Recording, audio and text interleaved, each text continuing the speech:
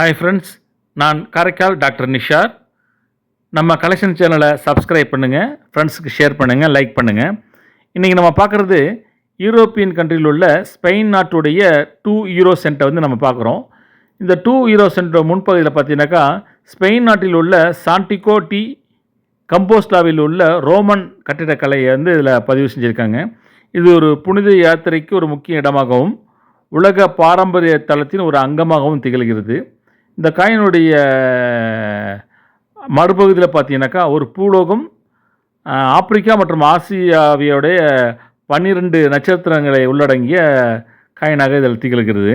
இந்த காயினை பார்த்தீங்கன்னாக்கா காப்பர் பிளேட்டட் ஸ்டீலான ஒரு உலோகத்தில் உள்ள காயின் இது.